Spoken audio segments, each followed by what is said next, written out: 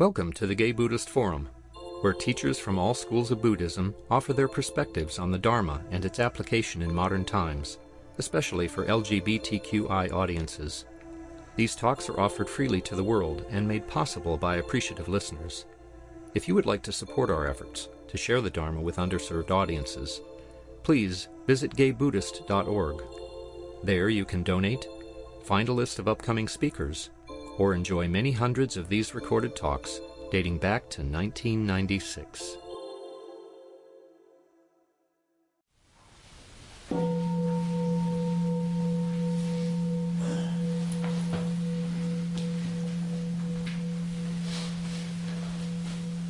Okay, welcome back everyone.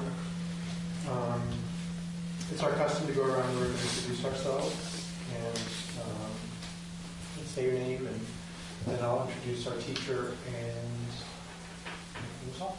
So my name is Grisha. Alex. Luis. Christian. Greg. Michael. Andy. Jerry. Stephanie. Steve. Matthew. Bob. Alma. Kevin. George. I'm Brad. Tyler. My name's Cass. My name's Jeff. Jim.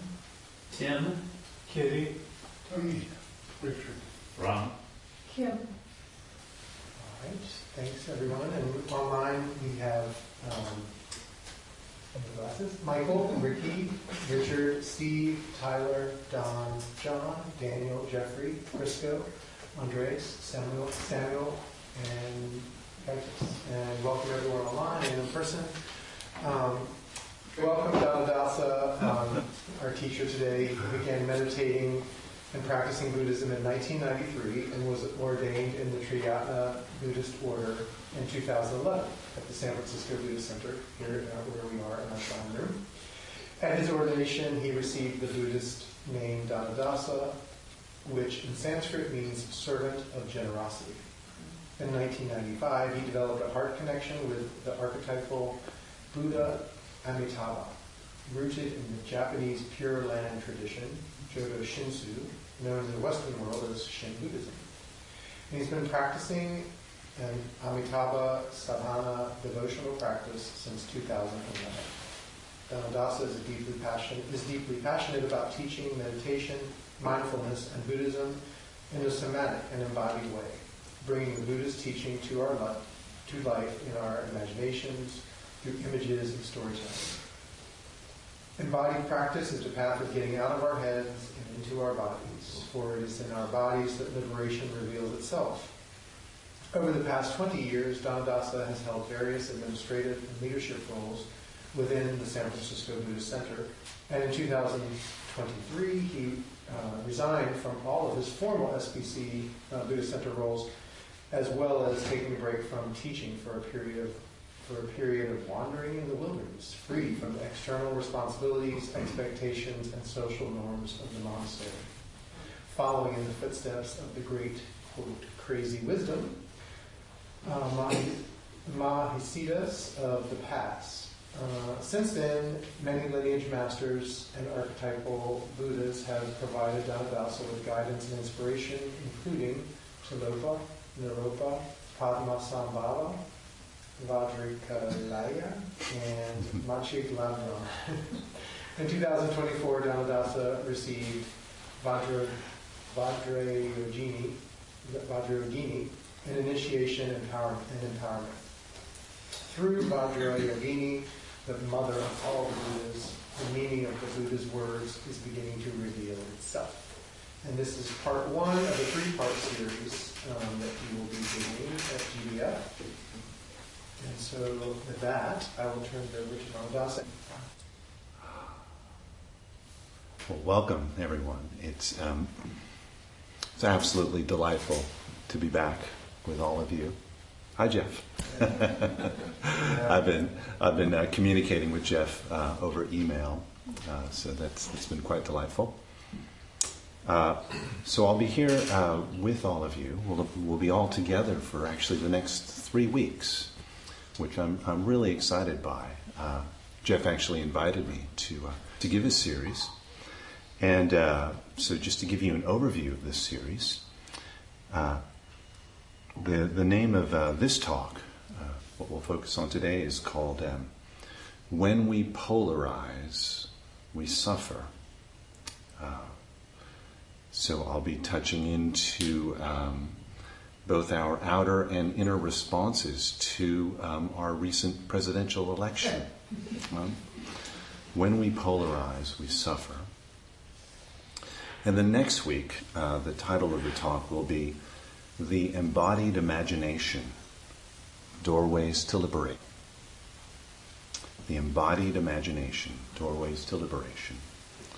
And on the third week, the name of the talk will be entitled Everything is Perfectly Imperfect. Everything is perfectly imperfect. So the framework that is beneath this journey that we'll take is really the progression of Buddhism, called the three great turnings of the Dharma wheel. So the first great turning of the Dharma wheel refers to the actual teachings of the Buddha. So sometimes you'll hear this referred to as the Hinayana path. And then the second turning of the wheel is called the Mahayana path. And the third great turning of the wheel is called the Vajrayana path. So Hinayana and Mahayana, these two terms, Hinayana means the small way, and Mahayana means the great way. And you can probably guess that it's the Mahayanas who came up with the term Hinayana.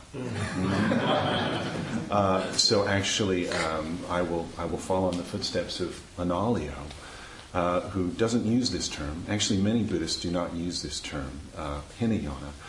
And some people will refer to it as the Theravada school, which also is not technically correct. So what Analayo says is he just refers to it as early Buddhism. So this is early Buddhism of the Pali canon. So it's the teachings that come directly from the Buddha, Shakyamuni Buddha.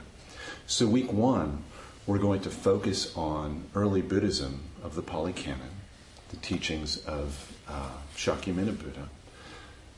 When we polarize, we suffer. So we'll be exploring this experience of suffering in an embodied way, and also be exploring why it is that we suffer. The following week, we'll be entering into the Mahayana, the embodied imagination, doorways to liberation. And one can think of the second and third turnings of the wheel, the Mahayana and the Vajrayana, as really method. There's different doorways to realizing these truths. So there's doctrine, which we will get from the Pali canon, which will be the focus of today's talk. And then there's method. And it's very important to discover the method that works for us individually. So it's said in Buddhism that there are 84,000 different doorways, Dharma doors. And what is important is to discover the Dharma doorways that work for us. So unless we want to become a Buddhist scholar, and if that was our goal, to become a Buddhist scholar, then we might be inspired to explore all 84,000 doorways. And that's not what we're doing here. So it's important for all of us to discover the doorways that work for us. So I'll be sharing some doorways that work for me, and also be suggesting doorways that you might explore. So the Mahayana emphasizes the embodied imagination. So we'll be exploring that next week. And then in the final week, the third week, we'll really focus on the Vajrayana path. Everything is perfectly imperfect. So I'd like to emphasize that the aspect of just embodied knowing. So today I will be focused on intellectual understanding, because it is very important to have an intellectual understanding of some of the key teachings of what the Buddha taught. And a very common spiritual cul-de-sac for Westerners is to mistake an intellectual understanding for embodied knowing.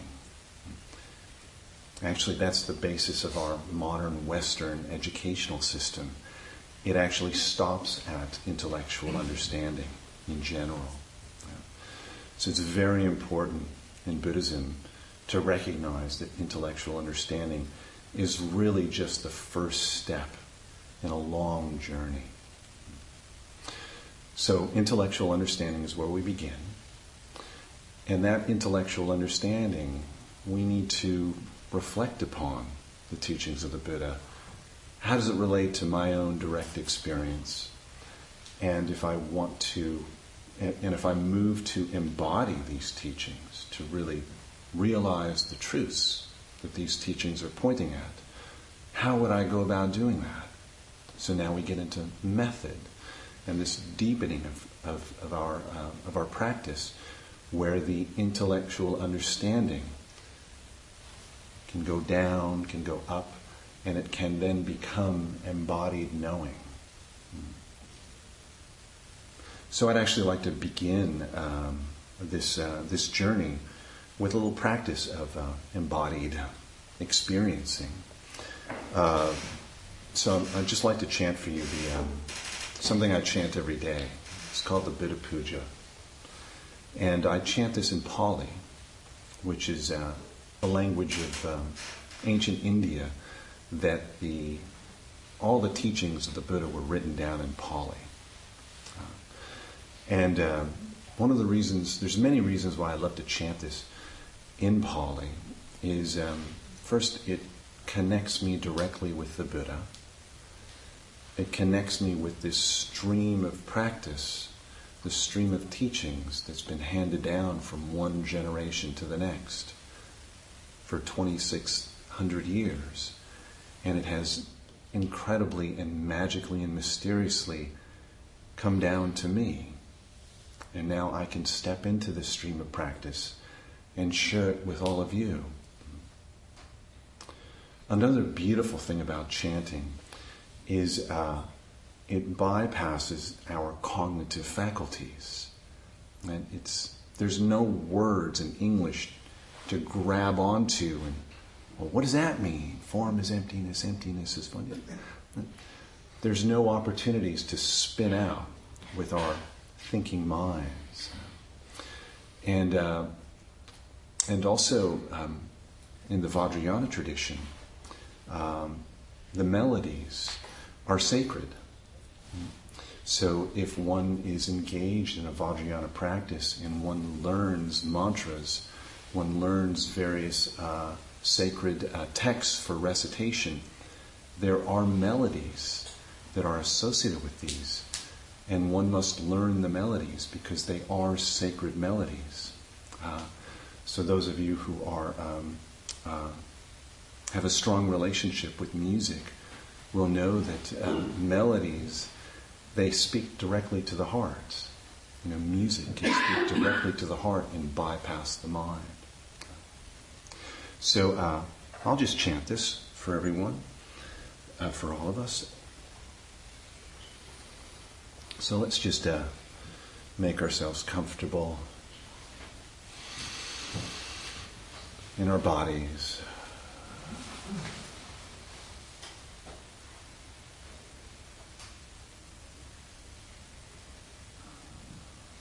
Just let go of anything you might be holding on to.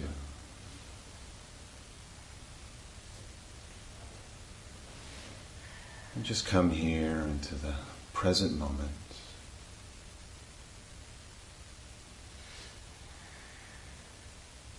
And let's all just be here now.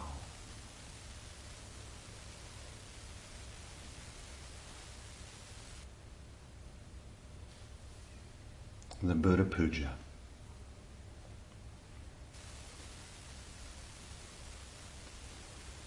Vanaganda guno petang etang kusuma santati pujayami munindasa siddhipada saroruhe pujami buddhang kusume nanena puyena metena labami mokhang pufang milayati yata idang me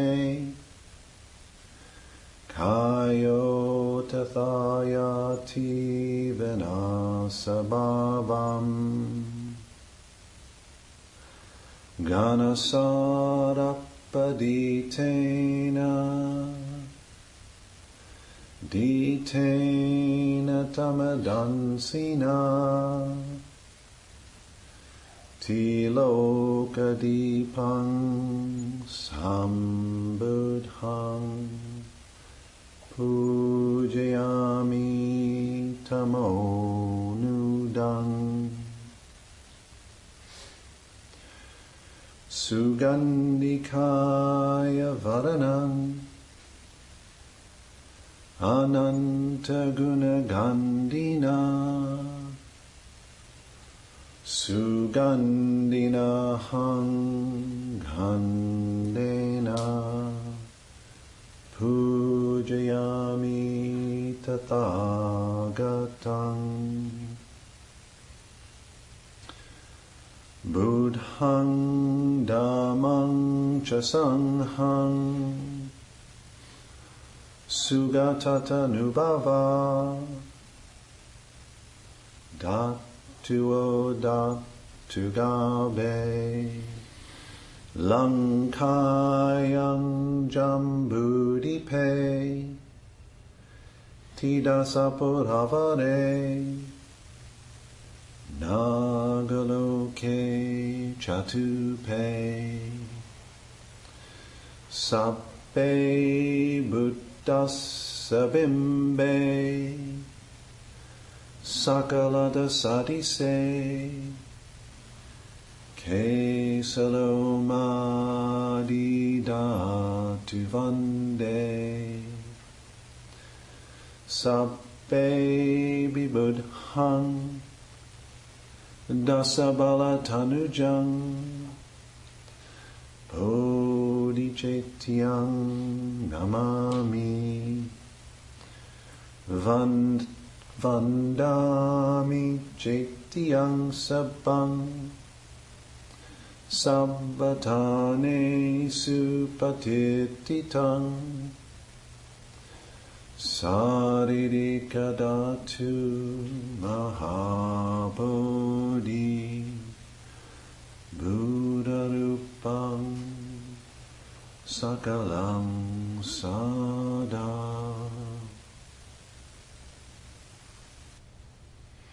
Job in.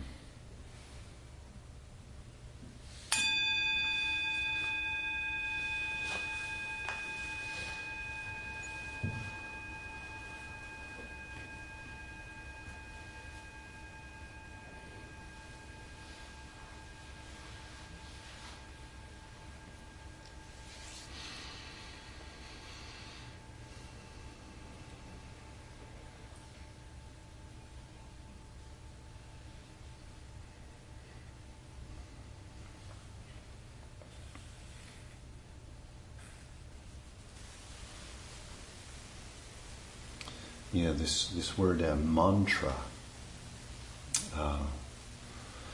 man comes from the word manas, which means mind, and tra means protection.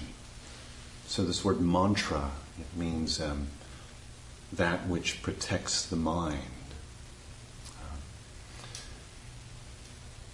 So chanting in Pali, it's a way of protecting the mind, reminding ourselves of our heart's deepest wish. We'll explore that more in depthly next week when we enter into the Mahayana. Okay, so for this week, we're going to focus on early Buddhism of the Pali canon. And a very good place to start is with the Four Noble Truths. And today we're going to focus on the first and the second of the Four Noble Truths. So the Four Noble Truths are, the first one being the noble truth of suffering. The second noble truth is the cause of suffering, which is greed, hatred, and delusion. The third noble truth is the truth of the cessation of suffering. And the fourth noble truth is the path that leads towards the cessation of suffering, namely the Eightfold Path. So this is just a pure doctrinal, it's textbook Buddhism, the Four Noble Truths. So let's start with the first noble truth of the truth of suffering.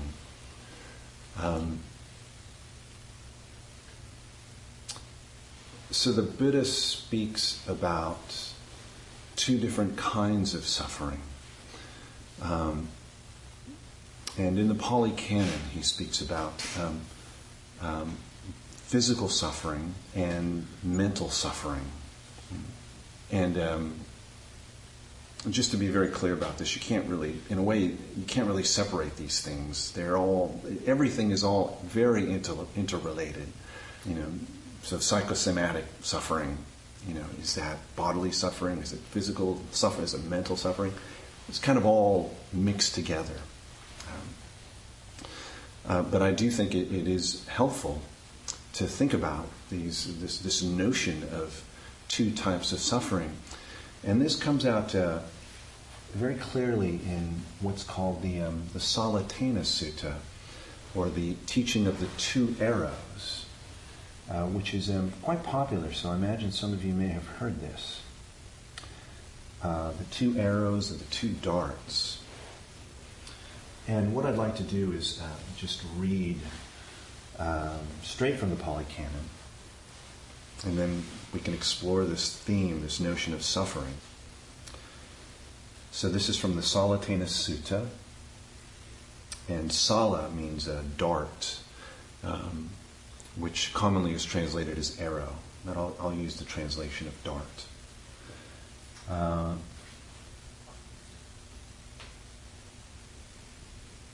So in this teaching, the Buddha is addressing his disciples. Mendicants, when an uninstructed ordinary person is touched by painful feelings, they experience sorrow, beating their breasts and falling into confusion. They wail and lament. It is like a person who is struck with a dart, only to be struck with a second dart. That person experiences the feeling of two darts. And being touched by painful feelings, they show aversion towards them. When they show aversion towards the painful feelings, the latent tendency of aversion towards painful feeling lies latent in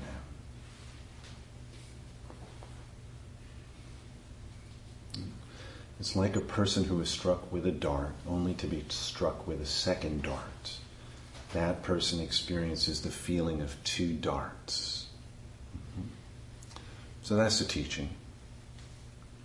So to bring it into our own direct experience, let's say you're walking down the sidewalk and you got a whole bunch of stuff to do, and you're talking on the phone, and I got to do this, I got to do this, and you trip and fall, and all your stuff goes all over the sidewalk, and maybe you scrape your knee. So there's physical pain associated with scraping your knee. Maybe you bump your elbow. It's like, ouch. And then what happens? The mind just kind of goes, oh, I'm such an idiot. I can't believe I should be paying attention. Now I got to do all this stuff. It's right? The mind can do that. It likes to just spin out of control. Our monkey minds, they like action. Like an action movie. And action.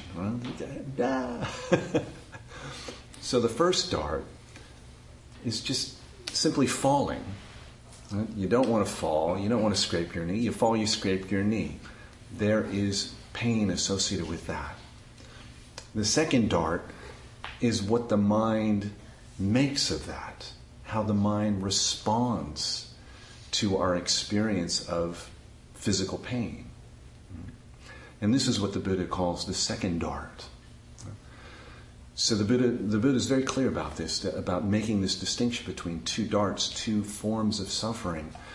And Buddhism is really about freeing ourselves from this second dart. It's not about freeing ourselves from the first dart. We live in these human bodies, I cut myself, I will experience pain. That's just a given. The Buddha, in terms of suffering, the truth of suffering, is really speaking about psychological suffering. How we can create suffering in our own minds. And the Buddha goes on to say in the second noble truth, the cause of suffering is greed, hatred, and delusion. And so that's the straight teaching. And now to enter into this teaching experientially, I'd like to speak about how we suffer, and specifically what the Buddha says about how we suffer.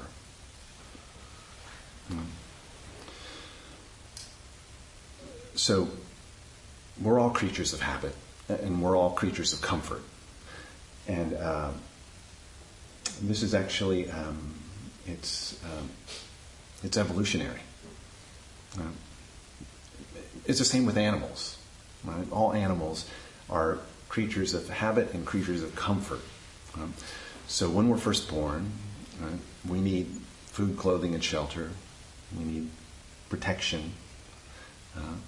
And when we don't get those things, we cry. Babies cry. Right? So it's completely instinctual and evolutionary to want to survive. And survival means comfort. So this is just our starting point.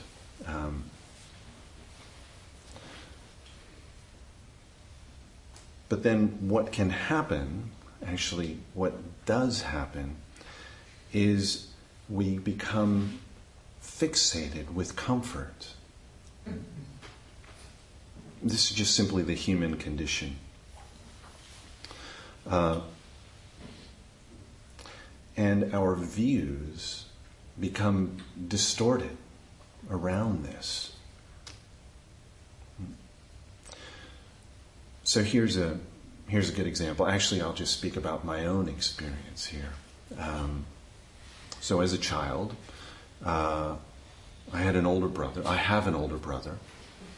And he used to bully me. And at a fairly young age, I decided, he's too big, too mean, and there's no way I can win. So I'm just going to stop talking. And that's, it takes two to fight, and if I just stop talking, then all my problems will go away. And it actually worked. So in retrospect, I imagine myself having one of those Harry Potter cloaks of invisibility. I would just simply turn invisible, just shut my mouth. And sure enough, my brother just got bored of picking on me. It's no fun to pick on someone who doesn't fight back. So at a very early age, I learned that to have an opinion opens one up for attack. It's not safe to have an opinion. It's not safe to take up space. You simply become a target. So I actually internalized this way of thinking. For me to be safe, I need to withdraw into my own little fantasy world. And this is exactly what happened. This is a distortion of perception, according to the Buddhist teachings. So as a child, this coping mechanism, it served me extremely well. It actually did protect me. However, as an adult, it actually holds me back and binds me to suffering. So then what can happen as an adult for me is if I'm interacting with someone and this other person I'm interacting with voices a very strong and emotionally charged opinion, position, and really advocating for their own position, I will have this deeply ingrained tendency to run away, and just find the place of safety and disappear.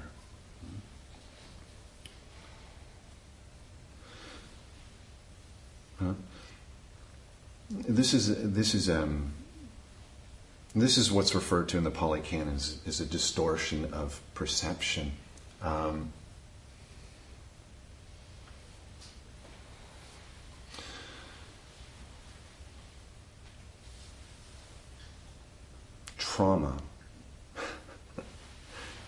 Trauma gets in the bones.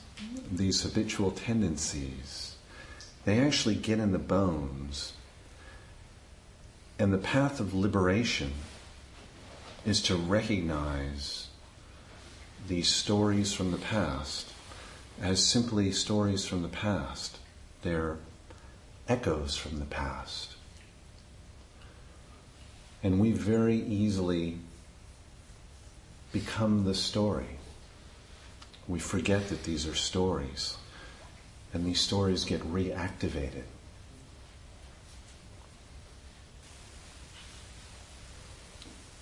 So perception, this word is a translation of the Pali word samya. And sanya is, you may recognize this if you've ever come across the five skandhas. Samya is one of the five skandhas. And perception is the way it's translated. I prefer the term recognition, the translation recognition. So sam means together, and ya means to know. So samya, this word perception, it means to know together. So it's pattern matching, to know together. So, for example, this is a bell. Well, how do I know that? Well, in my mind, in my memory, I've got an image of a bell in my mind. And that image has entered my mind from the past. And then I look at something in the present, and I pattern match. Say, oh, that's a bell. So it's recognizing. It's bringing something from the past into the present. Samya, to recognize. Well, our recognition, our samya, can become distorted by this act of bringing things from the past into the present. So, as a child, I turned invisible. That served me well. As an adult, when I turn invisible, that actually binds me to suffering. I suffer when I turn invisible. So this tendency to turn invisible, samya, it becomes what the Buddha calls a latent tendency. So latent tendency is a translation of the Pali word anusaya, latent tendency. And our latent tendencies are our deeply ingrained habitual tendencies. These are both bodily and mental. So anusaya, latent tendencies. I picked up the latent tendency from my childhood of I'm not worthy. I'm not worthy to take up space. My voice doesn't matter. So this is very common. This is very common. I'm not worthy. I'm not lovable. I'm not good enough. I'm a fraud. All these things. It's very common with our modern day society. And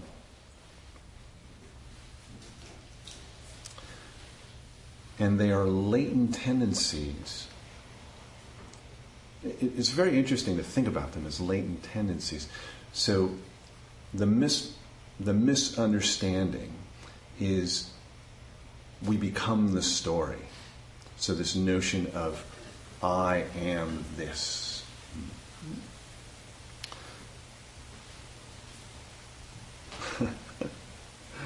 There's this really beautiful story from the Pali canon where it illustrates this notion of latent tendencies as just simply being echoes from the past. So this is one of the doorways towards freedom. So in the Pali canon, the Buddha is he gets a splinter in his toe. So he's lying down, and Mara appears. So in the Pali canon, Mara represents all the ways in which we are self-defeating and self-deprecating. They're all the internalized forces that hold us back, that bind us to suffering. So Mara is the voice that is saying, you're not good enough, you're not worthy, you're not lovable. Just give up. So the Buddha's lying there with a splinter in his toe. And Mara appears. And Mara says to the Buddha, oh, yeah, I see you're just, relaxing. That's good, you're resting. You've been teaching for many decades now. You've got this huge sangha, and you've got all these great disciples. And you're old. I think maybe you should just go back to the palace, and you can just live the rest of your days out in comfort, and you can just read poetry and just lay around just like this and just relax and just let your disciples take over. So this is what Mara is saying to the Buddha. And the Buddha sees Mara for who Mara is and simply just says, thank you, but off you go. Run along. And Mara slinks away defeated. So that's the whole story in the Pali canon. So the reason I find this story so incredibly fascinating, right, is even after one gets enlightened, the Buddha was enlightened, Mara still comes. There's still the thought of, I'm not good enough, I'm not worthy. But the Buddha recognizes this as just simply an echo from the past. So there it is, it's arising. I don't have to become this story. I'm just going to let this go. Actually, there isn't even that thought of letting it go. Letting it go is more of an active recognition of something has come in that's like, ooh, this is not good, I need to let this go. What the Buddha is doing is, rather than letting it go, the Buddha is just letting it be. Letting go, letting be. So to let be, to let something be, is, oh wow, here's that echo from the past. I'm not good enough. I'm not worthy. It's all it is. It's an echo from the past. Just let it be. And when we let things be, they naturally fade away. The Buddha said this. Everything that has the nature of arising also has the nature of fading away.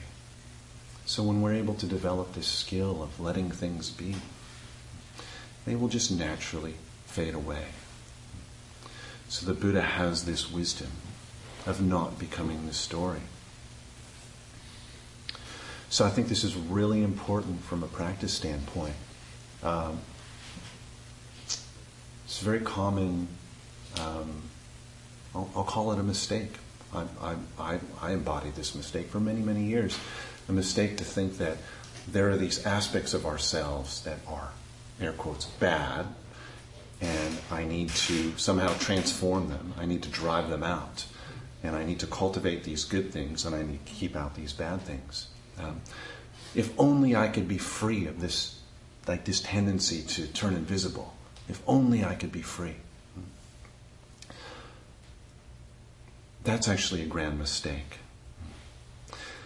It's not about cutting off and cutting out the bad parts of ourselves.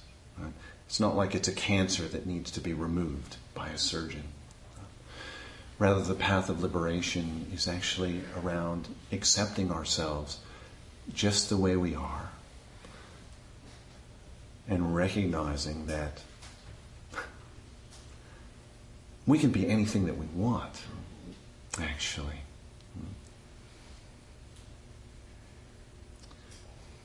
So now we're getting into the truth of impermanence. Like the Buddha taught us, everything is impermanent. Everything is constantly changing. So I think this is very easy to understand as an idea. So we can just pause right now. Just ask ourselves this question. You can ask yourself in your own minds. Can you think of anything that's permanent?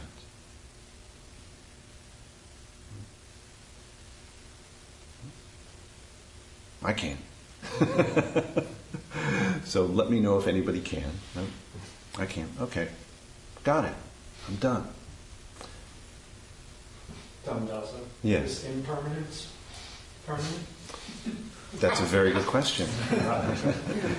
And Sorry. no, that's a very good question. And then the question actually, this is what the Buddha would then ask: is that question helpful? That's what the Buddha would ask. Is that question helpful? So I'm going to ask a different question. In your own inner experience of who you think you are, I'm not worthy, I'm not lovable, for example, is there anything in your inner experience that feels permanent? Is there anything in your inner experience that feels permanent?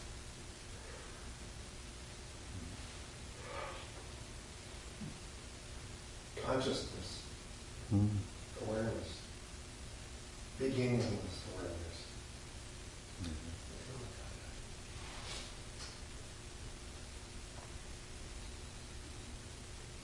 Okay, we're going to do a little guided meditation here.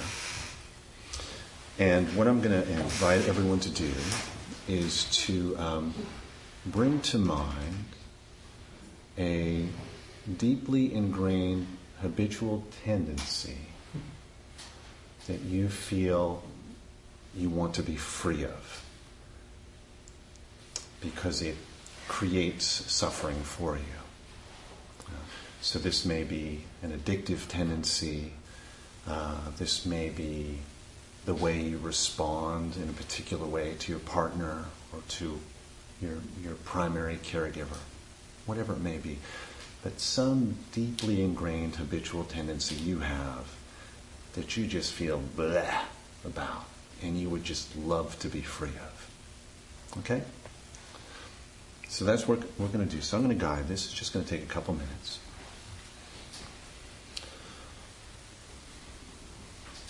So I'd like to invite everyone just to bring this negative, habitual tendency to mind, this inner tendency.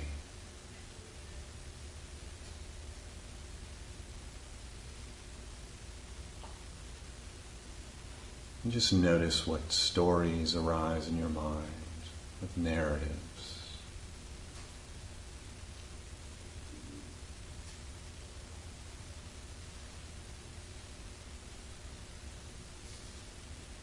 And just notice what's arising in your hearts, the emotional tone of your hearts.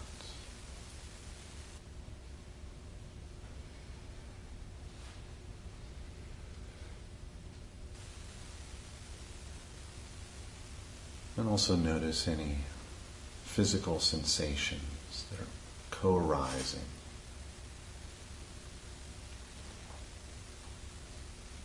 Perhaps a sense of tightness or constriction in your hearts, or your shoulders, or your forehead.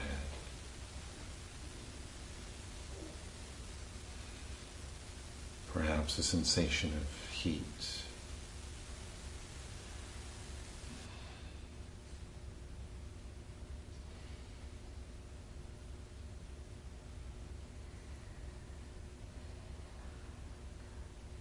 And now, let's remind ourselves that the Buddha taught that all things are impermanent. Even this specific habitual tendency.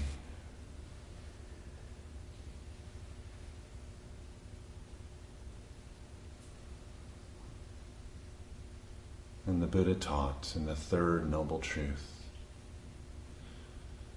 that it's possible to be free of this tendency.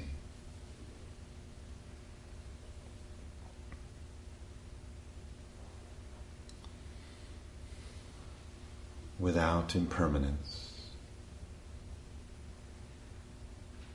transformation would simply not be possible.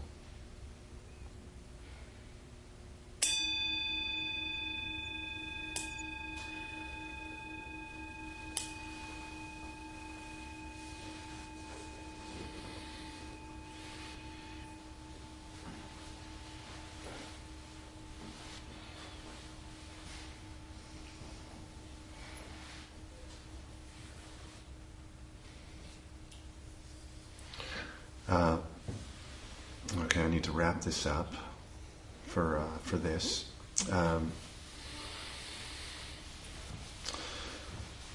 So I'd like to say something very briefly about our most recent presidential election. And many people I know feel a sense of heightened anxiety and polarization. And the theme of today is when we polarize, we suffer. Although I didn't say much about that.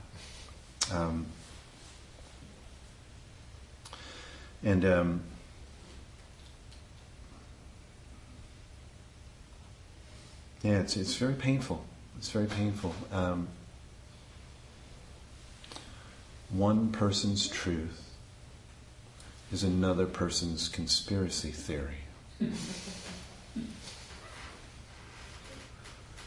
And it's very painful. It feels like there's no way out, regardless of which end of the political spectrum you find yourself in. And it's deeply polarized. The speech in public is so polarizing, so vitriolic, just ugh. And it's very important for us as citizens to do what we can to create a more positive world that's more aligned with our own inner values, whatever that may mean to you. So I'll just speak for myself. I voted for Kamala Harris, and I am in a state of heightened anxiety around the results of this presidential election. And it's very important as someone who is engaged with the world to not allow the toxicity of the outer world to cause me to become depleted and frustrated and just angry. So there is the external world and there's the internal world. And it's very important for us as Buddhists as well as for anyone engaged in social activism, political activism, to have the skill of, develop the skill of being able to engage creatively with the outer world, as well as having a space that we can retreat into, our inner world, a bounded space where we can actually discover a sense of safety. And it is in this bounded space of practice that we can cultivate emotional resilience and knowing how to set healthy boundaries and knowing how to protect ourselves from the what we may see as evil forces out there. So we have to learn the skill of staying grounded, being grounded, staying nourished. We don't want to become depleted. It's such an important time to really cultivate these skills. So I'll be saying more about this next week, about bounded practice, withdrawing into retreating into solitude, and then engaging with the world. Yeah. So unfortunately we're out of time, so I'm just going to have to leave it at that. But hope to see you all next week. Thank you. Thank you. Thank you. We hear from our host. Yes. I'm the host today. Please stay and enjoy the company of the saga. There are refreshments and hot water for tea. There's grapes and then not healthy treats. And if you use a cup, you can just put it in the sink, or if the dishwasher sign says dirty, you can just put it in the dishwasher. I'll be going around with the Dharma bowl to accept contributions to cover our expenses. Your generosity is appreciated. Donations in the range of $10 to $20 help the Sangha meet its expenses. These include honorarium for our Dharma speakers, rent for this beautiful center, and soon the monthly dinners we prepare at the Larkin Street Youth Services. Our quarterly newsletter mailed mostly to people in prison, and if I'm not mistaken, I think that the mailing is next Sunday. There's a newcomer sign-up sheet on the credenza. If you wish to be included and receive our Sangha membership directory, please sign up and include contact information you wish to share with the group. Some members go out for lunch after the meeting. Everyone is welcome to join them. The group meets at the front door around 12:30 p.m. Any other announcements? Okay. Just the GBF board is meeting after this, so you could just leave 6 chairs and help with the chairs when we leave. And Danadasa, do you want to offer a dedication of merit, or should we use? Let's just use the GBF. Yeah, that one's so beautiful.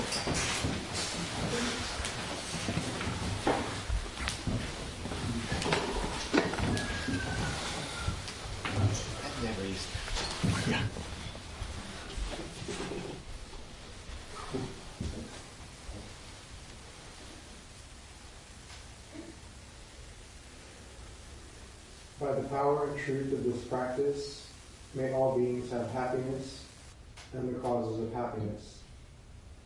May all be free from sorrow and the causes of sorrow. May all never be separated from the sacred happiness which is without sorrow. And may all live in equanimity without too much attachment or too much aversion, believing in the equality of all that is.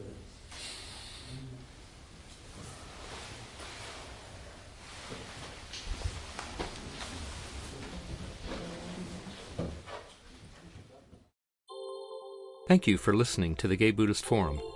If you would like to hear several new talks per month and be notified of upcoming speakers so you can participate live, please subscribe to this podcast, like us on Facebook, and join our mailing list by visiting gaybuddhist.org.